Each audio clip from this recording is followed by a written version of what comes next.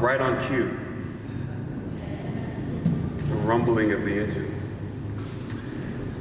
Good afternoon. Thank you. How y'all doing? Good, good.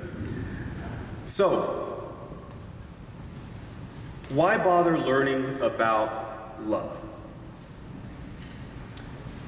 It's something that we kind of intrinsically know. It's definitely something that we pursue throughout our entire lives. But for me anyway, I never really had a grasp of exactly what it was I was pursuing. So what difference does it make that we know or not know? You know, love is just in us. Well, it has something to do with belief. And when we find something that we believe to be true, a very powerful thing happens.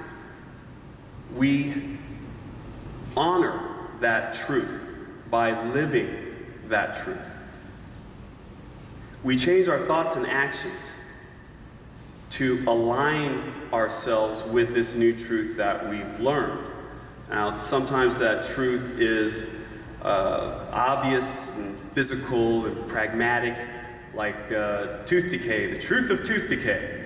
Okay, we all believe in that, so now we brush our teeth and we visit the dentist and we try to make sure that we don't let tooth decay sink in. It makes sense, but it's based on a truth that we have learned. Also about the truth of traffic safety. So we believe there have to be laws out there. If everybody's driving around not obeying the same laws, well, we're going to crash into each other. It would be very unsafe. So we believe in the truth of being safe behind the wheels of our cars.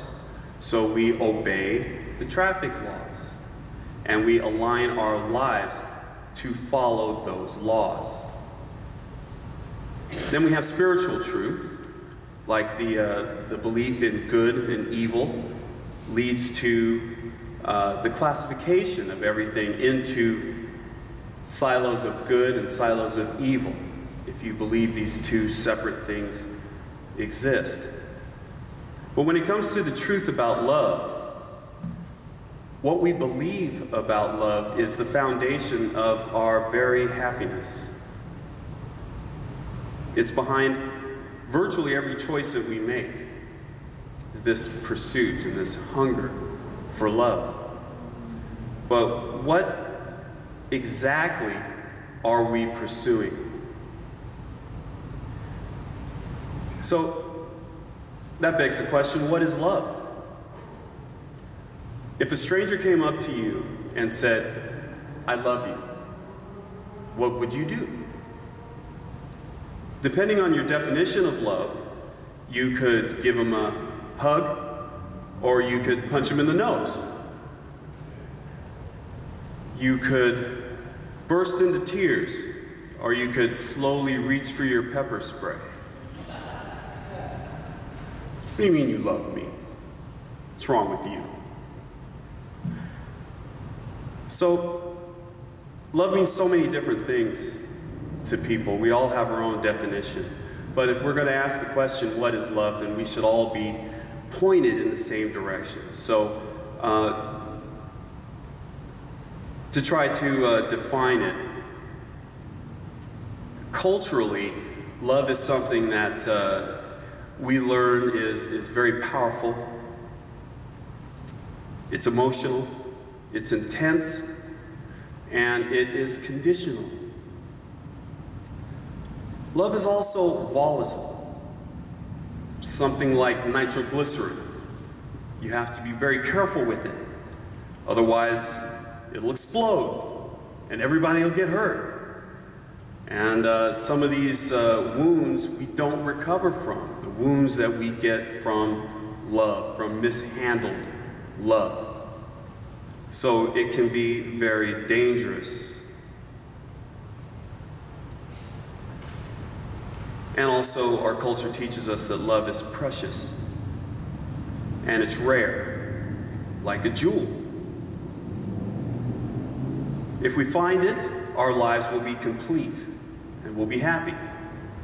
But if we don't, which is entirely possible, then we'll suffer a terrible fate, a life without love. I mean, it's difficult to fathom.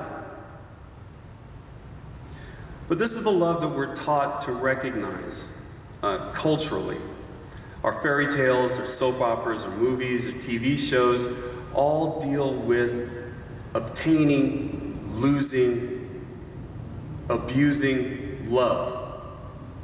And through these different things, and through our parents and our loved ones and people that say love us, we also learn as we grow up, okay, this person says they love me, they're acting a certain way, so that's what love is.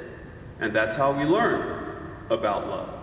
I mean, no one sat me down, and of all the things my parents taught me, they never sat me down and said, David, this is love. There's this thing called love. You're going to pursue it for the rest of your life, and this is what it is and how it works, and why you're going to dedicate the rest of your life to it. And I think it's probably like a lot of people. We just don't ever really get a clear picture of what it is. We just kind of glean it from our environments. I also learned that you have to be lucky to get love. So poor John. He's unlucky in love, you know. So that's why he is the way he is. Because he just hasn't been very lucky. So, the love that I learned about is based almost completely upon conditions. It can be lost, it can be gained. There's a physicalness to it, a commodity-like quality to it. And so then, in my own development and getting an idea of what love is, I learned that I needed to love myself, which makes perfect sense, and it falls into this framework. Under this definition of love, I'm loving myself perfectly. When I'm doing something that I think is good, I love myself. And when I'm doing something that I don't think is good, I hate myself. And it all fits. But even with this, you know, I wind up hating myself more than I love myself under this framework. And then I learned about God's love. And that also fits nicely into this framework. I mean, talk about conditional. You know, the God that I first learned about was jealous, vengeful, spiteful, rather unforgiving. I'm familiar with this from some relationships I've been in. And my wife will have you know that it's not my current relationship. But I've experienced this.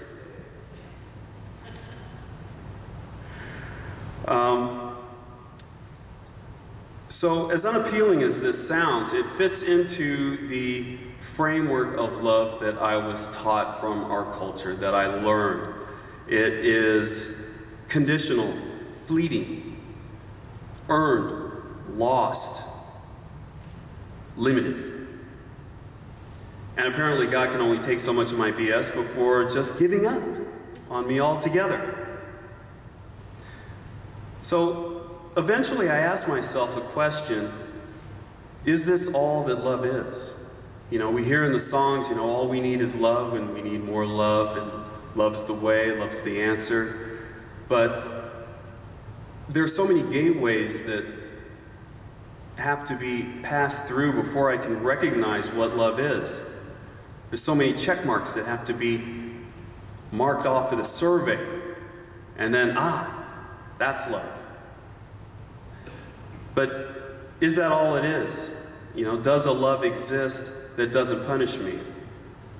Does a love exist that I don't have to be afraid that will leave me? Is there a love that I can just sit back and enjoy and rely on and take for granted? So far, no. I found that not to be true. You know, I envisioned love being contained in a large vat, somewhere buried deep in my soul, with a little spigot for an outlet and a little tiny inlet, and the whole thing entombed in concrete to protect me, to protect my love that's so precious and rare. You know, I could run out, or it could be tainted by something, so I have to protect it. But I also know, and have come to realize, that we are constantly reaching out to each other for love. We're constantly looking for love. We're looking for ways that we can express it. We're looking for ways that we can receive it. And sometimes over time, or instantly even, this feeling of love in us can just explode. So I found that this was a good example of this. I ride a motorcycle, and after a lot of pleading, cajoling, and begging, and PowerPoint presentations and spreadsheets, I was able to convince my wife to let me buy a motorcycle. And I was very happy, and I was very responsible. I took a motorcycle safety course, and I passed my test with 100%, by the way. Yes, thank you. I'm very proud of that. Even though it was 2 years ago, I'm still holding on to it. But then I was very diligent when I purchased the motorcycle. You know, I did a lot of research. I found, you know, the right bike for me. I bought a Kawasaki, and it was terrific. So after I passed my test and everything, I hit the road. And this was just 2 years ago, like I said, so I had no previous experience on a motorcycle at all. So my first time on the road was really my first time riding a motorcycle on a public street, so it was very exciting. And I noticed something. Unfortunately, that didn't happen. No emergency vehicles involved. But I learned something. As I'm riding, I saw another motorcycle rider, and as he saw me, he did a little, and I was like, wow, it looks like he was talking to me. So I did a little wave back at him. And I kept riding, and every subsequent rider that I saw would give me a little, and so I would respond back. And I realized, oh, this is great. I'm in a little club. You know, just because I'm riding this bike, these guys don't know anything about me. All they see is another motorcycle rider riding a bike, and for some reason, this initiates an outpouring of love, because that's what that is. That acknowledgement of another person, that wishing someone else well, that hello, it's an expression of love. Even though a lot of motorcycle riders probably wouldn't classify it that way. But that's what it is. So this is great. So every time I saw somebody else on a bike, I would wave, they'd wave back. You know, I'd feel good because I was wishing them well. And then I would also feel good because they were receiving that and sending it back to me. And it felt good, that love exchange. And so, continued on riding, and then I passed a guy on a Harley Davidson. And those of you who don't know, Harley Davidsons are different kinds of bikes. There's a different air about a person that rides a Harley Davidson, and it's much different than a person that rides the dreaded Japanese bike. And apparently never the two shall meet, because I saw him, you know, and I acknowledged him just like I always do. And I didn't really do it like that. That's the me, that's the Dave inside. You know, the Dave that, hey! But actually, I gave him a little, very cool. And he looked at me, and rode on. I got absolutely no love from him. I guess I would classify that as negative love that I received from him. And I thought, well, okay, maybe he didn't see me. You know, I ride on, you know, and I see another Harley guy and I wave. This guy doesn't even look at me. He just keeps on going. Like I didn't even exist. And so I learned that even within that framework, even in that club, even in all that expression of love, there are still limits that we put on it. You know? There's a club within the club, for crying out loud. And I had to, well, I didn't have to, but I noticed a weird thing happened. I learned my place in the club. So eventually, I'd pass a guy on a Harley, I wouldn't say anything to him. You know, forget him. You know, I'm not going to love him and have him reject my love. You know, so I'm only going to love people that reciprocate with me. And so I learned these lessons. So I learned this lesson, and then eventually, boom, I become really part of the problem.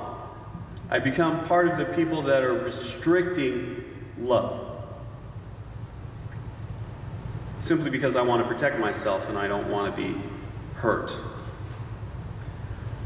And I learned something very valuable I learned a few things from that situation. One of the things I learned was that love is not rare. It's kind of a paradox in this way because love is precious but plentiful.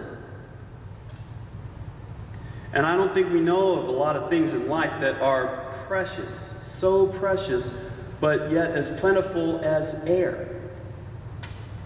It's just a state of mind that we can choose to enter into and we can choose to not enter into if we want. And I also learned one other thing, is that one of the things that's the nature of love, that's in the nature of love, and that's familiarity. And it's very basic. With the motorcycle rider, he didn't know anything about me. The only thing that he knew was that I was riding a bike and he was riding a bike. And we shared a common experience. And because that common experience, it's kind of dangerous, it's kind of special. Not everybody rides a motorcycle. And because we shared that, there was an instant opening of love there. An instant regard. I don't know anything about you, but I wish you well. And it was natural. And I felt it. And I felt it open up something in me. And it's the familiarity of our situations that cause that opening of love. And so when I think of people that I love, I think of people that I think of like my friends and family. I think of people that I share moments with. And we have a common experience. So that common experience is times when we were both doing the same thing at the same time. We went on a camping trip. We were having a good time. They skinned their knee and I helped them. Or something that happened where we were both occupying the same space at the same time. And we both knew what each other was feeling. And so those times in my life that I can remember that and I can recall that with my loved ones and my friends and family are the most cherished times of my life. The times when I wasn't by myself, when I was with someone else. And we were both in the same space. And so that's where familiarity comes from. And that's where love grows.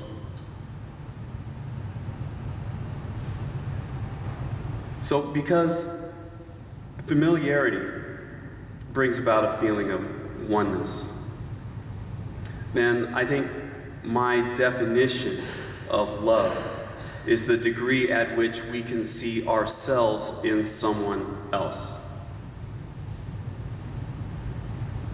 The degree at which we can identify with that thing in someone else, be it riding a motorcycle, be it in a knitting club, be it in a church, in a congregation. That same pursuit, that similarity, that is the gateway to love. So one of the other things about love is unconditional love. That's something else that I learned about. And it's kind of an interesting, it's kind of a misnomer because we live in a conditional world. I mean, that's all we know are our conditions. We're standing, we're sitting, it's hot, it's cold, up, down, hard, soft. I mean, that is the physical world that we live in, and it's built on conditions. So it makes sense that we apply conditions to our concept of love. So it's not really our fault. It's just it's all we know. So when we're thinking about unconditional love, well, what does that mean? That means a love that's beyond all condition. And how exactly do we conceive of that? I mean, the closest thing that I've got to feel that's unconditional love is the feeling that I have for my children. That wide open heart, that complete empathy where they hurt, you hurt. They feel something, you feel something. But even that love is conditional, you know. It's based on the condition that those kids are my kids. You know, I don't feel that way about all children. I just feel that way about my kids. So still we have condition lumped on top of something that we consider to be unconditional. So in order to remove the limits of love, we must also remove the conditions that we put on love. And so how do we do that? If someone's sick, and I'm sure that we've all said this, if someone's sick, someone we know is going through a hard time, and we're talking to them and they're telling you what's going on in their lives, we tell them, hey, look, you're more than what's happening to you right now. There's more to you beyond this illness. There's more to you beyond this joblessness. There's more to you than whatever condition you are going through. There is more to you than just that. And so what is that more that's there? What is that thing about us that is beyond all condition? So to answer that question, we just start stripping conditions away. We think of ourselves, let's think of ourselves now, you know, if we aren't who we are. We don't look how we look. You know, we strip away our clothes, we strip away our skin, our personality, our physical makeup, our intelligence, our everything. We strip all of that away because all that's just condition. And what are we left with? We're left with a single, beautiful, eternal spirit. I mean, at the end of the day, that's what we all are. Beyond anything else, that is what that more than is. It's our spirit inside. It's our consciousness. It's that part of us that is just sitting back, loving everything that happens. That part of us that is completely untouchable. And that part of us that is beyond all condition. And so if we look at, say we have two of those, we have two things that are beyond all condition, and we hold them and we look at them, what's the difference between those two things? Nothing, really. Since there's no condition to them, they can't really be described or defined beyond the fact that they exist. They're identical.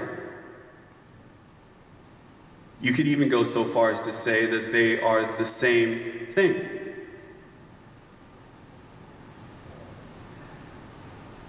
So if that's the case, let's go back now and we'll pile on all the conditions that we have. We'll just stack it back, build ourselves back up again. We'll put our clothes back on, and our skins and our genders and our jobs and everything that we're doing right now. We'll put all that stuff back on.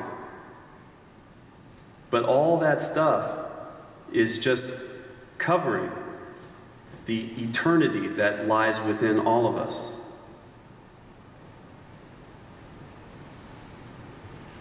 So,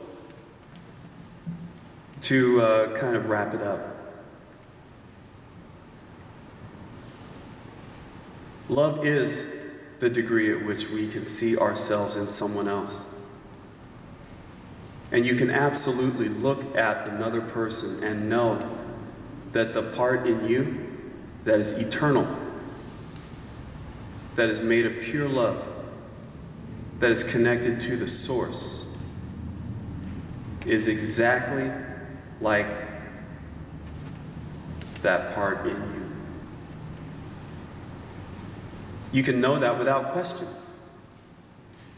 And so you can have a familiarity with that part. You can have a love with that part.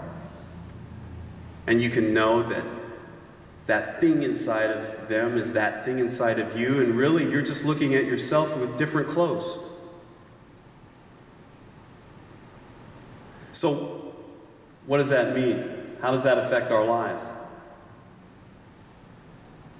Well, for that answer, I just kind of turn to traffic. I always think of traffic when I get my biggest spiritual lessons from the road. And one time I was leaving a party, and there was a bunch of family there. And I'm driving, I'm leaving the parking lot, and somebody cuts me off and gets out of the parking lot before me. And I think to myself, oh, you? And then I recognize the car. And it was my cousin. And so, whereas on a normal occasion, somebody cuts me off, well, they're going to suffer my wrath. You know? They're going to at least get a fist in the air. And I'm going to be upset with them, and I'm going to hold them in my heart, being upset with them. But this is a different situation. This isn't some stranger. This is my cousin. You know, we grew up together. I love him. So my reaction to him is, you scamp. You know, I'll get you. And I let him go. I release him from my judgment. I release him from my heart. I don't harbor any ill will against him. And I just let the whole situation go. That's the power of love. That is the happiness of peace. If we could look at everyone that wrongs us, everyone that makes us upset, and know first and foremost that that is me in a different situation, and know that we love them. Right off the bat, without any other condition being met, there's a love connection there. Then maybe we'll let them off the hook. Maybe we won't hold anger in our hearts as long as we do. Maybe we'll be grateful for their very existence. And we can let love grow in our lives and let happiness be the rule. instead of the exception. Thank you.